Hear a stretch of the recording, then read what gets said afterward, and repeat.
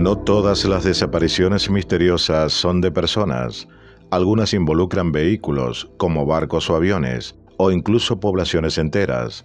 Por desgracia, si hablamos de desapariciones extrañas mediáticas, son las de niños desaparecidos misteriosamente las que más abundan entre las investigaciones policiales que continúan abiertas, de las que intentaremos también ocuparnos de investigar y publicar en próximos videos. Muchas noticias de desapariciones inexplicables terminan convirtiéndose en clásicos dentro de la literatura del misterio, hasta que muchos años después, algunos de ellos, solo algunos, supuestamente acaban siendo resueltos. Y el supuesto es porque las dudas aún persisten acerca de detalles nunca aclarados. Las desapariciones extrañas no son un fenómeno reciente. A lo largo de la historia, se han registrado desapariciones misteriosas de individuos, vehículos como barcos y aviones, e incluso de poblaciones en su totalidad. A continuación veremos una de las desapariciones más misteriosas de la historia de la aviación, donde especialistas en la materia, a pesar de sus pesquisas, aún no entienden y solo especulan con teorías qué pudo haber sucedido en aquel fatídico momento. El vuelo 59, un tesoro y la enigmática palabra Stendek. En Desapariciones misteriosas, segunda parte. En contacto con la ciencia, programa de divulgación. Todos los hechos científicos y enigmáticos que usted siempre quiso saber.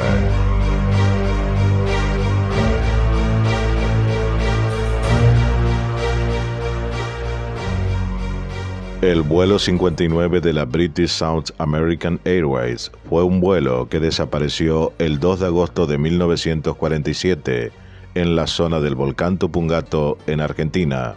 El nombre del avión era Stardust y los restos fueron encontrados en 1998, incrustados en el glaciar del volcán Tupungato a 4.724 metros sobre el nivel del mar, donde se había estrellado causando la muerte de sus 11 ocupantes. El Stardust, matrícula GAGHH, era un Avro 691 Lancastrian, versión civil del famoso bombardero Lancaster de la Segunda Guerra Mundial. La British South American Airways contaba con 6 de estos aparatos.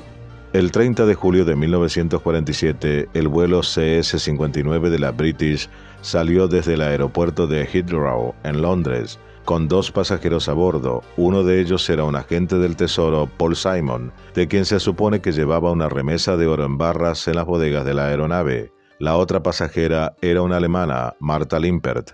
La tripulación la componían su capitán Reginald James Cook, quien tenía una experiencia de más de 90 misiones de guerra y había atravesado los Andes en 8 oportunidades como copiloto, la mayoría en un Avro Lancaster. El primer oficial, Donald Chicklin, quien contaba con 36 misiones de combate, el copiloto Norman Hilton, el radionavegante Dennis Harmer y la sobrecargo Iris Adams. El vuelo tomaría más de 30 horas sobre el mar y transcurrió sin incidentes, haciendo escala en la isla Ascensión y luego a lo largo del Atlántico. Se hizo parada en el aeropuerto de Morón y hay un registro de viaje para 6 personas extras con destino a Santiago de Chile. En total son 11 personas las que emprenden el último trayecto sobre los Andes. Tanto en los aeropuertos de Londres y Buenos Aires, la tripulación había recibido instrucciones de vuelo seguro precisas para que el cruce de los Andes no se realizara por la ruta vía Mendoza o directa, a menos que las condiciones meteorológicas fueran adecuadas. Las otras rutas alternativas eran por San Juan y por el paso El Planchón Curicó. El avión es reabastecido durante la noche con unos 5.220 litros de combustible de aviación, lo que le permitía una autonomía de vuelo de unas 6 horas con 45 minutos, mientras pasajeros y tripulación pernoctan.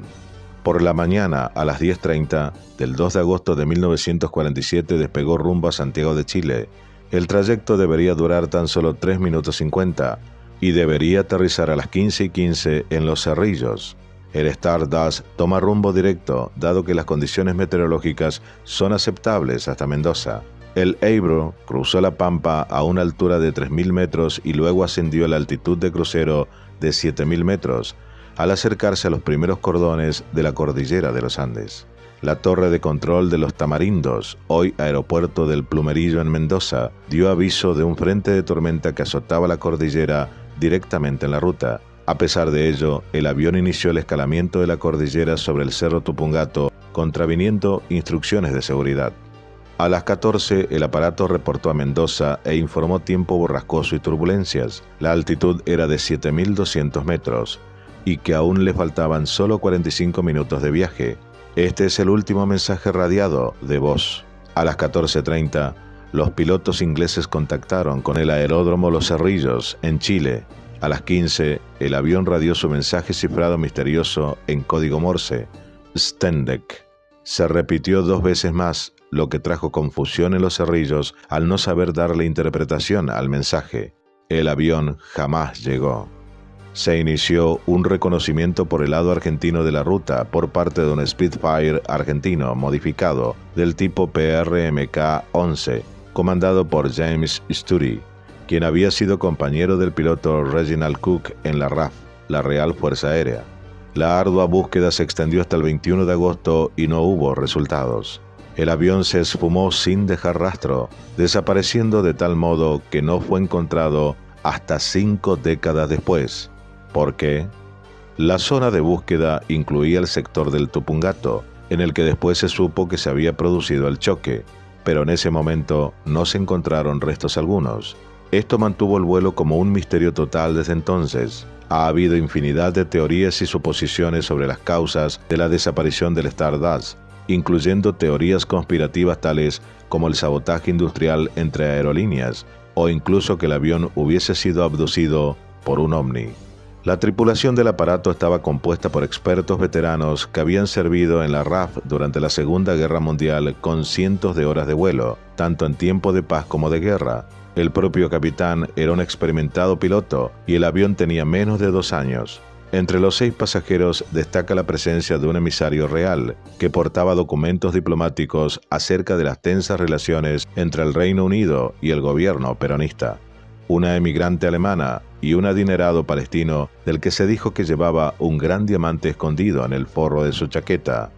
Descubrimiento de los restos y reconstrucción del accidente. En 1998, un guía de montaña argentino, el andinista Pedro Reguera, asciende por el costado del glaciar del Tupungato, cuando le llama la atención el brillo de un promontorio. Alcanza a divisar unos metales de un bloque de motor de aviación con la inscripción Rolls-Royce.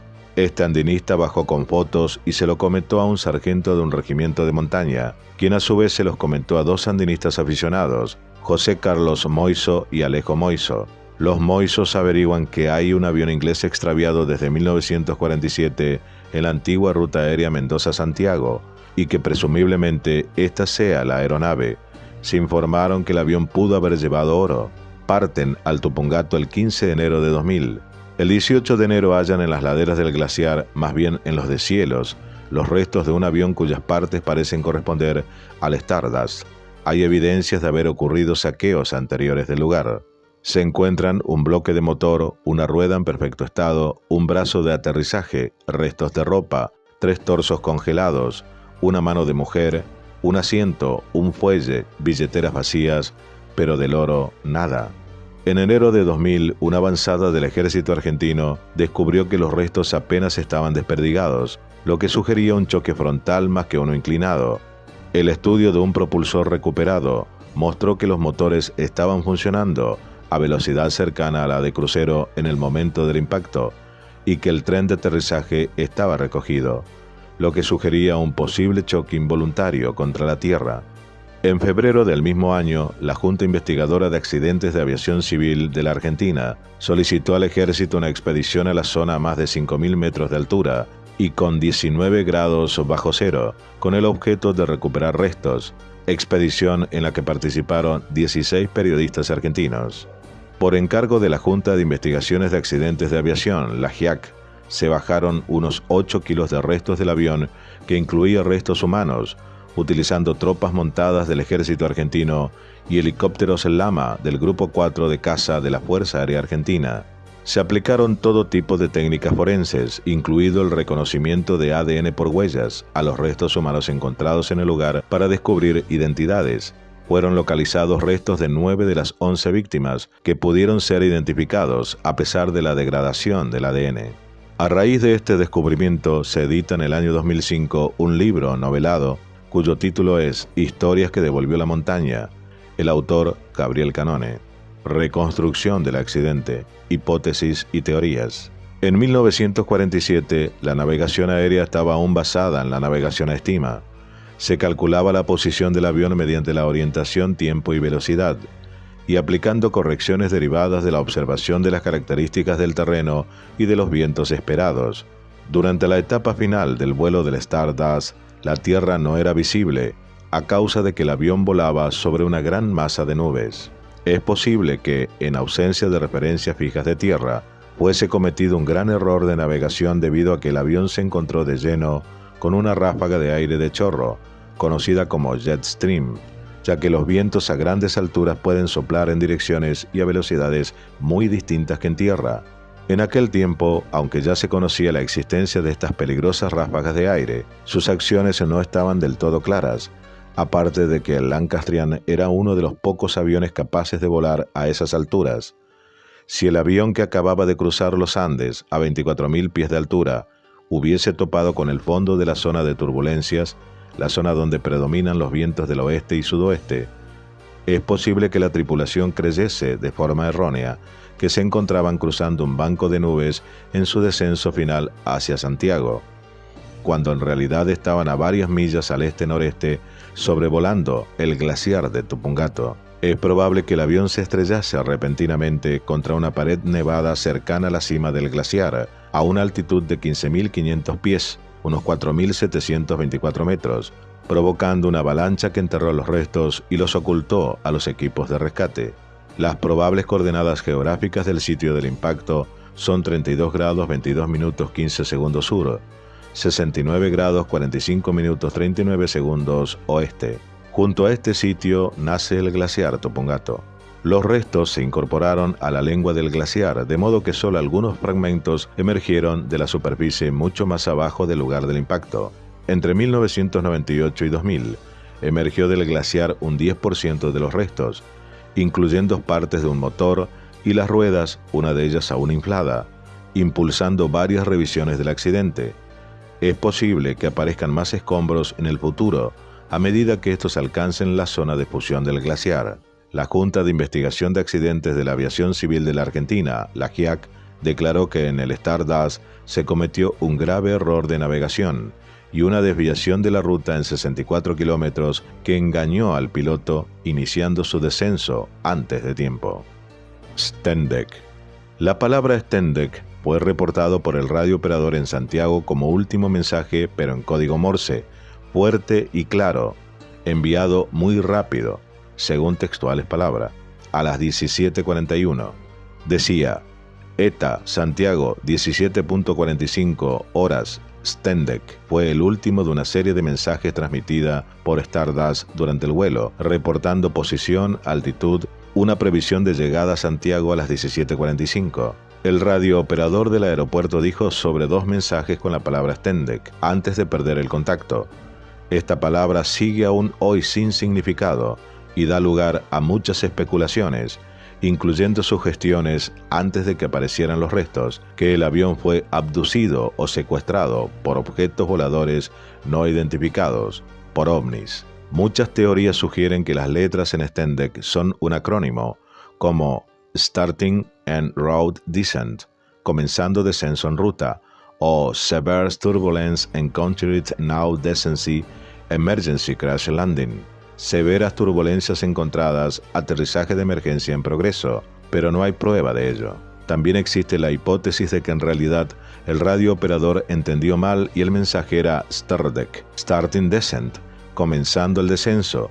La comunicación fue en Morse, y debido a que en código Morse en es punto, espacio, guión punto, y R es punto, guión punto. También se observa que Stendek es anagrama de Descent, descenso. Fallecimientos.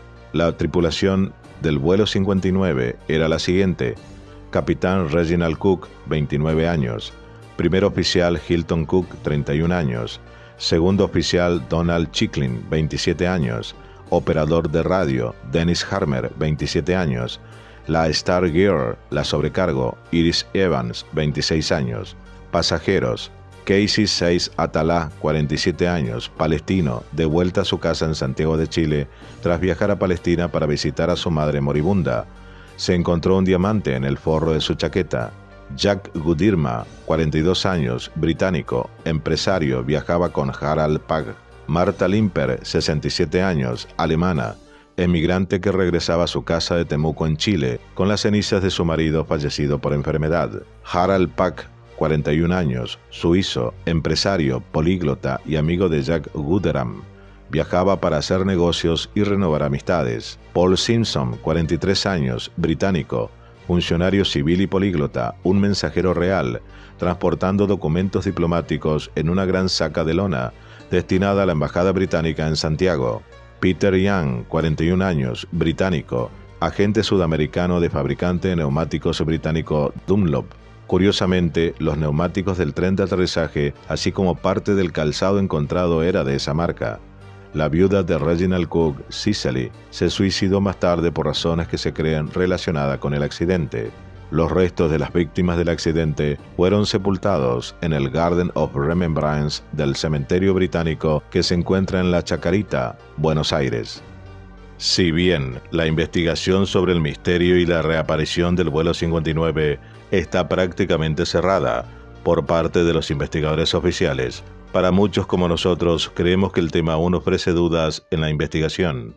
Pensamos que hay puntos que aún no están aclarados, como el modo en que desapareció el aparato, la comunicación desesperada del radiooperador y la falta de consenso entre quienes opinan sobre el significado de la palabra realizada en Morse, Stendek, una palabra que originó a partir de ahí la relación con un fenómeno que empezaba a mostrarse al mundo, los ovnis, un tema que aún sigue suscitando controversias y acapara la atención e investigación mundial, llevando debates acerca de su existencia comprobada, por lo que tanto el caso del vuelo del Stardust CS-59 de la British South American Airways y vuelos similares como el del 914 de la Pan American o el 513 de la Santiago Airlines, de los que también hemos hablado y mostrado en este canal, seguirán acaparando nuestra atención sobre las desapariciones no solo aéreas, sino también humanas, en lugares inhóspitos y misteriosos de nuestro planeta, donde se producen fenómenos inexplicables aún no aclarados por la ciencia ortodoxa,